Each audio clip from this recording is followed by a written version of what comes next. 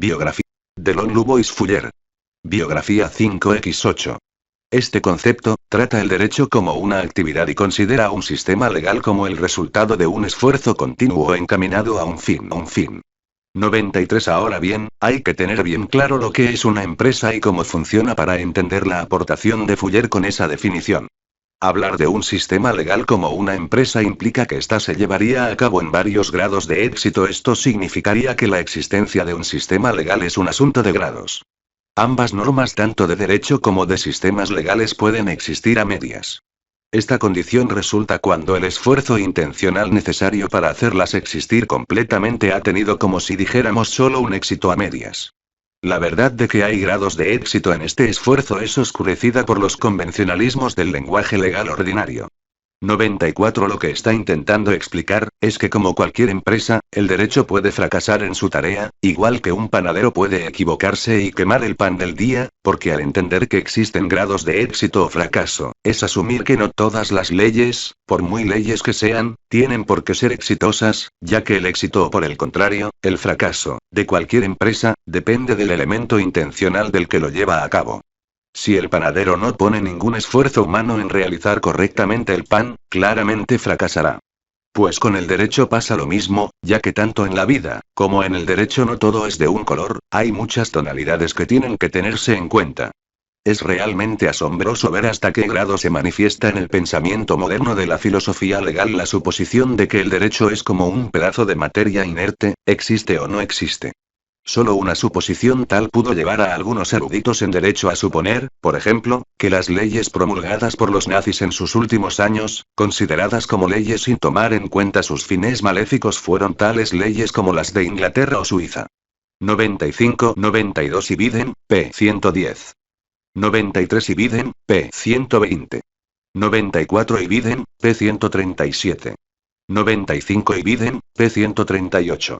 50. Cabe destacar que existe una gran corriente de autores que relacionan el derecho con el uso de la coerción o la fuerza, pero Fuller no entiende esta característica como distinción del derecho. Cree que en la literatura moderna se ha asociado al derecho con esta característica para diferenciarlo de otros fenómenos, lo cual ha hecho un gran daño a la claridad de concepto acerca de las funciones que ejerce el derecho. 96. Para resaltar su postura aporta los siguientes argumentos. Vista la realidad de la naturaleza humana, es perfectamente obvio que un sistema de normas legales puede perder su eficacia si se deja que lo desafíe la violencia sin ley. Algunas veces la violencia solo puede restringirse mediante la violencia. De aquí que es bastante predecible que normalmente debe haber en la sociedad algún mecanismo para aplicar la fuerza en apoyo del derecho en caso de que esto sea necesario. Pero esto no justifica en ningún sentido considerar el uso o el uso potencial de la fuerza como la característica que identifica al derecho. 97. En conclusión, Fuller concibe una teoría del derecho en la cual este va unido indivisiblemente junto a la moral, ya que lo más importante no es la norma en sí, sino el procedimiento que se debe seguir, esa moral interna del derecho que debe regir cualquier sistema. 4.2. La persistente problemática del derecho. Nuestro autor se da cuenta de que el derecho tiene múltiples problemas a su alrededor que contaminan los fines y las ideas sobre él mismo, y de los cuales la filosofía jurídica no ha parado de ocuparse, quizás sin unos resultados demasiado óptimos para poder atajarlos. Es por esto, por lo que decide dedicar la primera parte de su obra Anatomía del Derecho, a abordar con amplitud esta cuestión, llevando esa primera parte exactamente el mismo título que este apartado. Muchas de sus ideas sobre estas cuestiones pueden extraerse también de su obra La moral del derecho, pero con menor amplitud, ya que el tratamiento de esta obra y su finalidad era otra. 96. Compárese y Biden, p. 122. 97 y Biden, pp. 122, 123. 51. Podemos considerar al derecho como la ciencia social más antigua. De hecho, en la antigüedad los jueces actuaban en ocasiones como psicólogos a través del conocimiento de los problemas humanos e intentando aportar una solución. Desde antiguo los filósofos descubrieron en el derecho una disciplina que se manifiesta al aceptar la responsabilidad que implica la asunción de decisiones, en atención a las cuales los hombres han de regir sus vidas. 98. A pesar de que a día de hoy siga existiendo un serio debate sobre el lenguaje de los juristas, y la dificultad que plantea en muchas ocasiones el vocabulario utilizado en el ámbito jurídico, ya que no es de fácil comprensión. Desde antiguo, el derecho ha hecho grandes aportes lingüísticos. ha plagado el lenguaje de palabras como justo, justicia, juicio. Ahora bien, no todos los ciudadanos conciben el derecho de igual forma, ya que no deja de ser una ciencia que conscientemente reparte castigos y males, en un mundo que ya está lleno de sufrimiento, por lo que no todos los ciudadanos ven el derecho como algo bueno o justo, sino como un instrumento de castigo. Estos castigos se ven de mejor manera a medida que avanza la historia y la sociedad, ya que, en la antigüedad, con el predominio de la religión, sobre todo la católica en nuestro país, era más difícil de asimilar que alguien te impusiera un mal o un castigo, ya que regía el dicho o la creencia de que solo Dios puede juzgarme 99. Entonces, ¿cómo podía un juez actuar como Dios en la tierra? Era un debate bastante complejo, por ello, en muchas ocasiones los jueces formaban parte de las iglesias o congregaciones ya que, al menos, ellos, eran los representantes de Dios en la tierra. Como ya se sabe, la Iglesia siempre tuvo a lo largo de la historia mucho poder, y en el ámbito de aplicar justicia también tuvo intervención. Debatir sobre el derecho, en la actualidad, puede parecer un sinsentido, ya que todos sabemos lo que es y todos entendemos la necesidad de que exista. 98 Fuller, Lon L., Anatomía del Derecho, versión castellana de Luis Castro, Monte Ávila Editores, Caracas, 1969, p. 10. 99 Romanos 2, 2, 4. Tú dices. Ya se sabe que Dios juzga a los que hacen maldades y que hace bien al juzgarlos. Tú que juzgas a los que hacen esas cosas y haces lo mismo, ¿cómo crees que escaparás del juicio de Dios? Tienes que entender que Dios ha sido muy paciente y bondadoso contigo, esperando que cambies. Pero tú piensas que su paciencia nunca termina y no te das cuenta de que Él es bueno contigo para que cambies tu vida. 52 Para que los hombres puedan vivir en sociedad, en forma armónica, necesitan normas que aseguren la paz entre ellos, que hagan posible un comercio justo y que posibiliten una colaboración individual efectiva. Se hace necesario establecer algún tipo de procedimiento que se encargue de determinar legítimamente el establecimiento de las mismas, en vista de que ninguna norma puede ser tan nítidamente formulada como para avalar una aplicación absoluta y segura en todos sus casos. Se hace necesaria la designación de jueces dotados de una competencia suficiente como para hacer vinculantes la interpretación de esas normas, y para determinar, legítimamente, cuál ha de ser la aplicación autorizada en los casos controversiales, conviene proveer de incentivos para motivar la observancia de las normas. O se hace recaer sobre el sujeto que incumple alguna sanción o recompensa al que cumple. La imposición de algún tipo de sanción al transgresor de la ley, quien puede ser multado, sentenciado o condenado a resarcir los daños y perjuicios que han sido imputados. 100 Es lógico que las sociedades tengan leyes para que exista paz en todas las relaciones jurídicas que puedan existir, e igual de importante es que exista un sistema de jueces que haga que esas normas se cumplan, ya que en ausencia de leyes se viviría en una anarquía, forma de organización política en la que existe una ausencia total de leyes o estructuras gubernativas, que solo conlleva al caos. 4 de febrero de 2001 El derecho plasmado y el derecho de la realidad social. Lon Fuller decide abordar otro de los grandes problemas de la filosofía del derecho. La controversia, para exponerlo con toda sencillez, es la siguiente. ¿En dónde se halla la realidad del derecho, en su expresión formal o doctrinaria, en los libros, o en el comportamiento humano? En términos ortodoxos, la alternativa se plantea entre el verbo y el hecho. El carácter pragmático de los tiempos presentes parece predisponer a favor de un criterio que concibe la realidad del derecho como una actividad humana y no como una expresión puramente verbal. 101 Pero no se queda en esta respuesta, sino que profundiza más a fondo en la pregunta inicial, utilizando para su explicación la rama del ordenamiento jurídico del derecho penal. Como sabemos, para regular este derecho existen en todos los países civilizados leyes, que a su vez están recogidas en códigos, como, por ejemplo, nuestro Código Penal Español de 1995, en el cual encontramos los denominados comúnmente 100 Fuller, Lon L., Anatomía del Derecho, versión castellana de Luis Castro, Monte Ávila Editores, Caracas, 1969, p. 16. 101 y Biden, p. 19. 53 Como delitos, es decir, encontramos claramente definidos los hechos punibles que van a ser considerados como delitos y cuáles son las sanciones o, mejor dicho, las penas que conllevan cada uno de los diferentes hechos punibles. Teniendo en cuenta esto, si existen leyes tipificadas, los juzgadores no pueden inventarse tipos delictivos ni imponer penas que no aparezcan en la normativa. Es decir, los tribunales a la hora de juzgar se basan única y exclusivamente en el tenor de la ley, como ya se ha mencionado en este trabajo, el principio nulla poena sin el eje, es respetado por todos. El problema surge en que esto es la teórica, pero la práctica muchas veces es más compleja. Para explicar esta cuestión plantea lo siguiente. Supongamos que un ciudadano desee saber si el acto que se propone realizar es delictivo, por ejemplo, si su kiosco puede permanecer abierto durante la tarde de un día de fiesta nacional. Lleva el caso ante un abogado. Este busca en el Código Penal, se le presenta cierta ambigüedad en las normas pertinentes, el abogado, probablemente deseará consultar las decisiones judiciales para ver cómo han contribuido los tribunales a crear el propio código. Supongamos ahora, que el acto que propone realizar el cliente sea de índole claramente delictiva, pero que las previsiones legales que lo regulan hayan caído en desuso sin que los encargados de hacer cumplir la ley hagan nada por aplicarlas. Nos encontraríamos entonces frente a un conflicto entre la conducta efectiva y las palabras. Si nos atenemos a las fórmulas verbales del código, esa conducta es delictual, pero si juzgamos de acuerdo con la realidad de la conducta oficial, la acción escapa a toda restricción legal efectiva. ¿Cómo se resuelve este conflicto?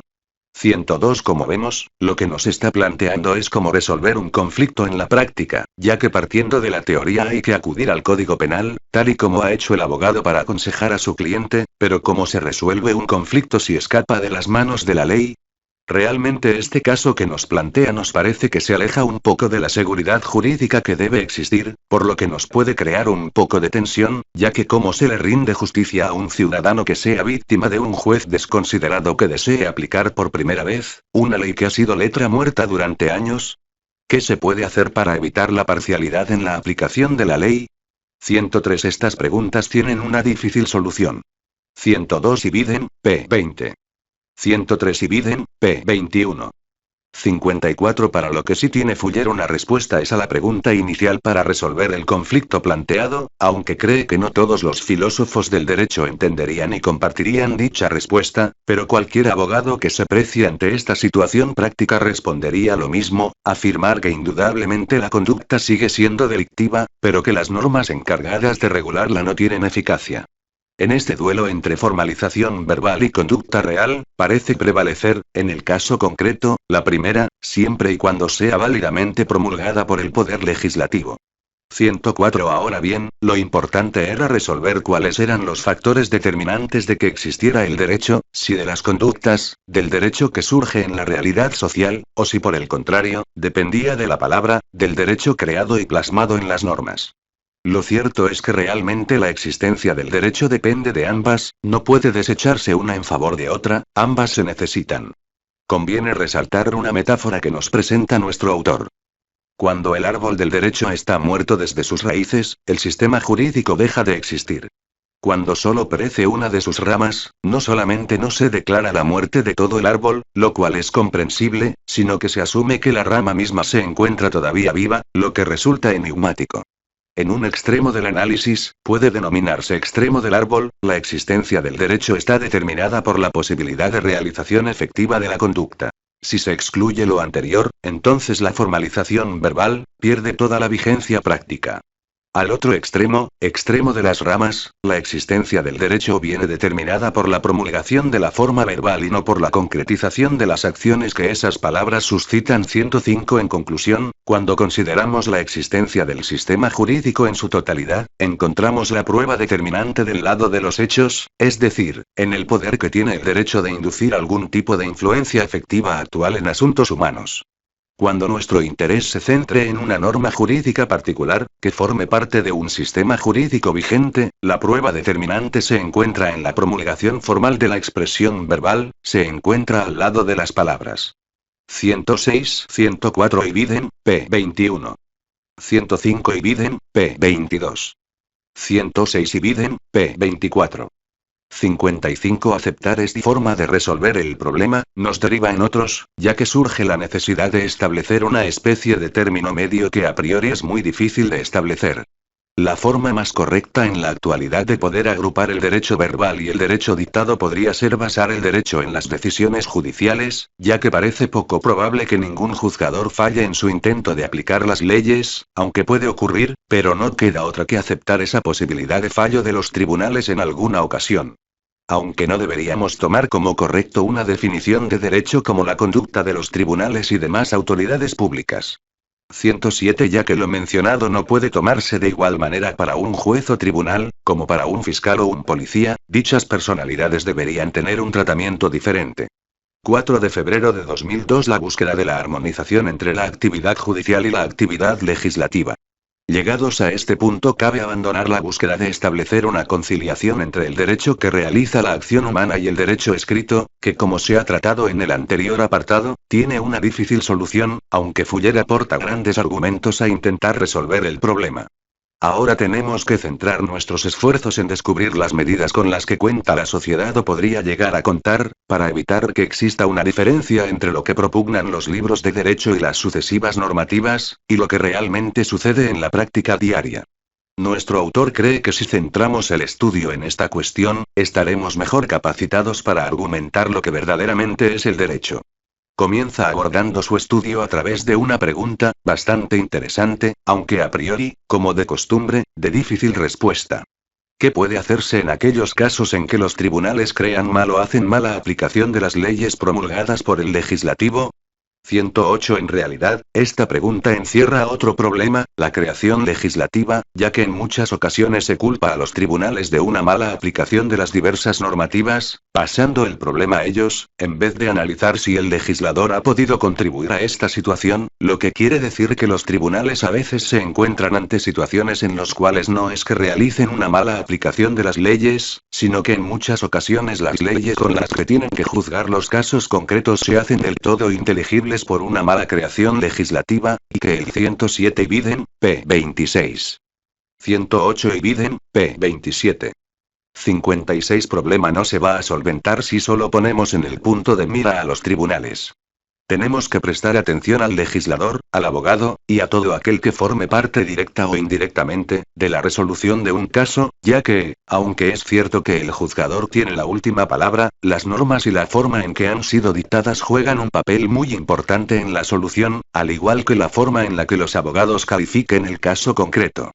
Además, el poder legislativo y el poder judicial, en la mayoría de gobiernos civilizados son dos poderes independientes, por lo que, al igual que el juez sentencia o debería sentenciar los casos sin ninguna presión externa que provenga del legislativo, estos tampoco deberían recibir presiones a la hora de dictar una determinada ley. Por lo tanto, la única solución posible es que aquellos que desempeñen los cargos de jueces sean los hombres más capaces del lugar, y, por consiguiente, los más honestos. Además, hay que dotarles de una protección, ese poder independiente, para que sus decisiones no estén nunca dictadas en base a una presión externa que les dice cómo tienen o no que juzgar dicho caso.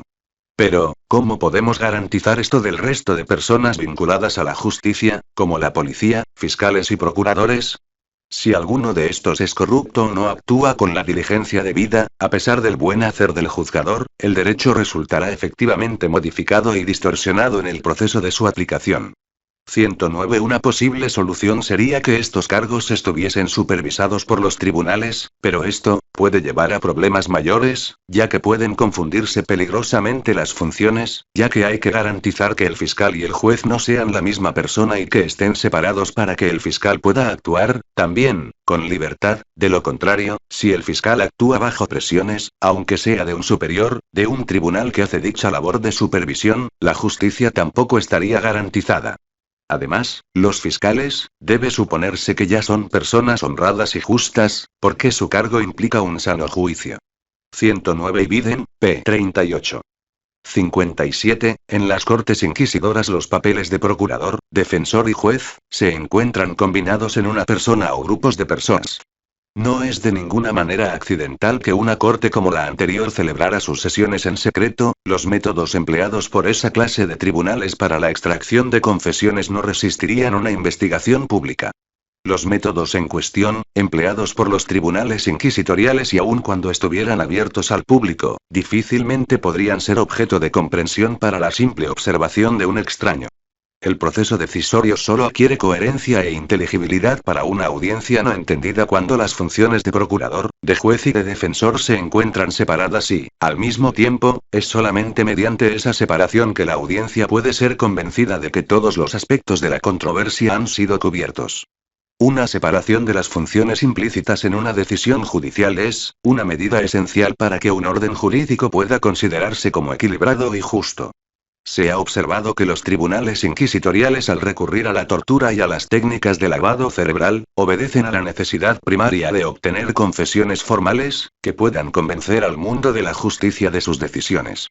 Esto no podría obtenerse en caso de seguirse simplemente con los métodos informales de investigación, aun en el caso de que estos estuvieran abiertos a la supervisión del público.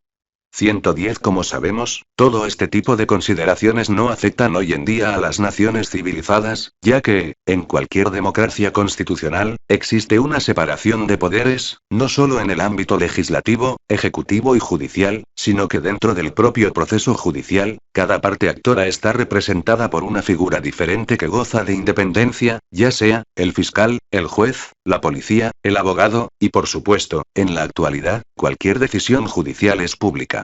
Nuestro sistema judicial actual no se basa en el oscurísimo ni en el espiritismo anterior, y no podemos volver a caer en esos errores. 110 Ibidem, p. 39. 58. Cabe hacer referencia a otra figura, que surge en el sistema romano, y que por ello, solo los países que siguen la tradición romanista, y es un gran desconocido para el sistema anglosajón aunque cierta parte de la doctrina lo identifica con su gran jurado, es el denominado como magistrado investigador, es un cuasi juez. 111, realmente, es una figura, que está entre el cuerpo fiscal y los tribunales. El problema de esta, es precisamente, ese carácter ambiguo del lugar que exactamente ocupa. 4 de febrero de 2003. Intentando superar los problemas. Los desórdenes y los males del sistema jurídico, pueden ser casi todos atribuidos al hecho de que quienes se relacionan con el derecho no tienen una conciencia acerca de sus propios fines. Si el derecho como totalidad persiguiera un propósito general, y si cada una de las ramas autónomas llevara un fin específico, claramente delineado, entonces, todas estas dificultades desaparecerían. Dados esos supuestos, los jueces sabrían cómo interpretar el derecho, los agentes de ejecución comprenderían su misión, y el público en general estaría al tanto de lo que sucede y se hallaría capacitado para tener un juicio acertado sobre la materia. Por último, si el legislador se viera compelido a clarificar sus fines y obligado a exponerlos simplemente, dejaría de repartir sus oscuridades en las tareas de los demás. La misión de todos recibiría un nuevo significado y dirección. En otras palabras, puede decirse que lo que necesitamos es una buena dosis de sentido común. 112 Está bastante claro, como cualquier cosa que te propongas en la vida, ya sea en un ámbito profesional o personal, tiene que tener un fin determinado. Si no eres consciente de lo que quieres, difícilmente puede tener un sentido y una coherencia todo lo demás.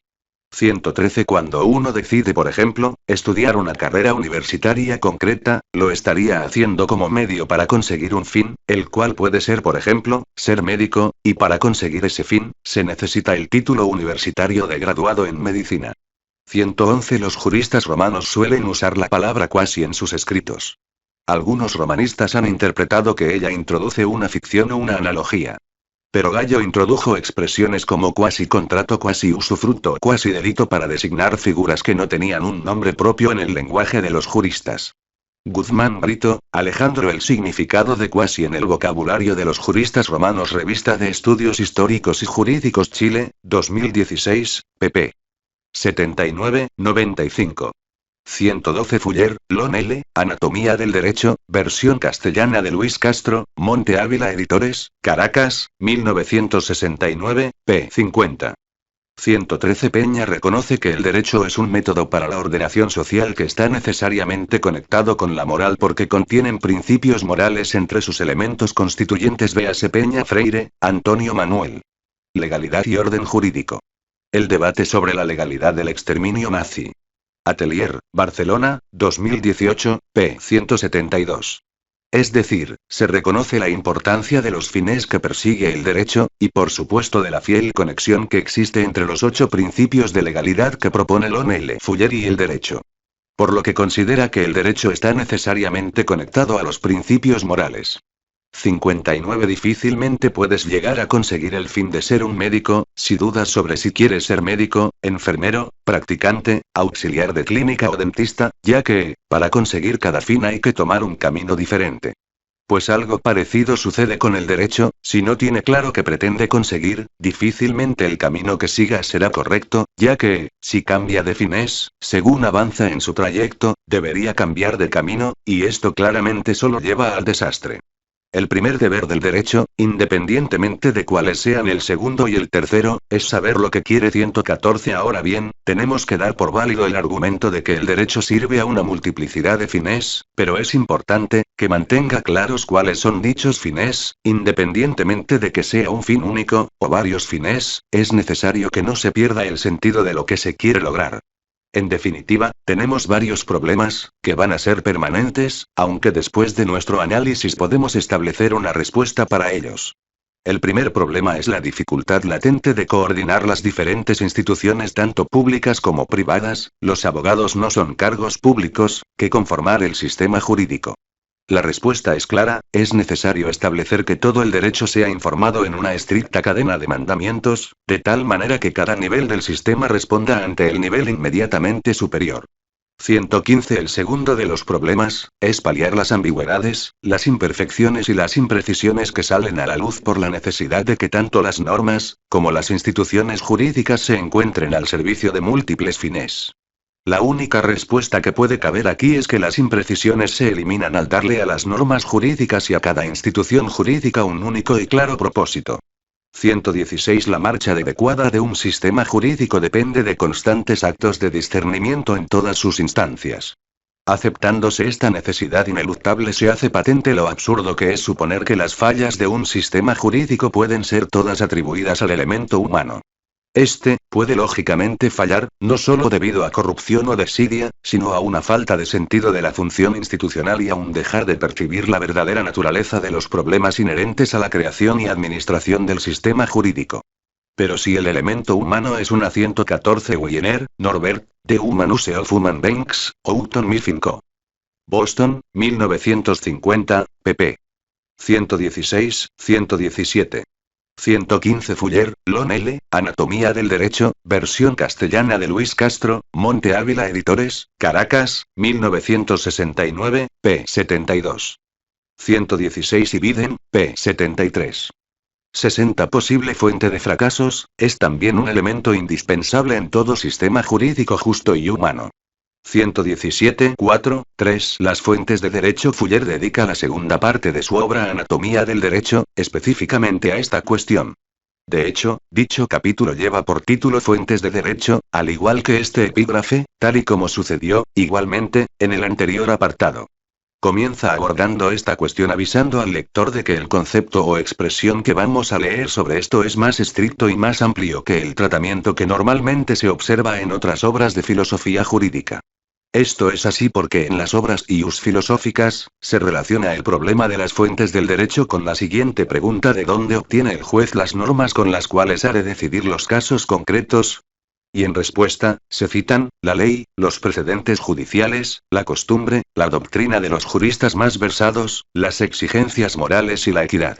118. En cambio, el interés de Fuller se va a centrar en la siguiente pregunta: ¿de dónde deriva el derecho no solo su contenido propio, sino también su imperio sobre la vida humana? 119. Además, nos avisa de que este problema, también forma parte del objeto de debate de la doctrina naturalista y positivista. El conflicto se centra en aquellos que defienden que el único y verdadero derecho es el implícito, y, por el otro, aquellos que tienen una marcada preferencia por el derecho creado. 120. 4 de marzo de 2001. Derecho creado y derecho implícito. Como vemos, Fuller distingue dos tipos de derecho. Esto puede recordarnos a los dos tipos de morales, pero esta cuestión nada tiene que ver con aquella, aunque como ya sabemos todo derecho tiene o debe tener una serie de principios, pero aquí en el tema de las fuentes no influye la distinción de las dos morales con una distinción de dos derechos, son cuestiones que podríamos considerar independientes. Para abordar el estudio de esta materia, usaremos como paradigma del derecho creado la disposición legislativa, es decir, la ley, frente al derecho implícito para el cual haremos uso del conocido como derecho consuetudinario. Ahora bien, tal y como se observará posteriormente, ninguno de estos corresponde verdaderamente a un tipo. 117 y Biden, p. 73. 118 y Biden, p. 77. 119 y Biden, p. 78. 120 Ibiden, p. 103. 61 Absolutamente puro del derecho, aunque es importante abstraernos de esta cuestión y presentar cada figura jurídica de manera pura. 121 Comenzaremos en primer lugar con el derecho creado, la ley, el dispositivo legal, como ejemplo característico del derecho creado. Una ley proviene de una determinada fuente humana. Es promulgada por una decisión de un legislador o de un cuerpo legislativo. Biografía generada por Biografías en español.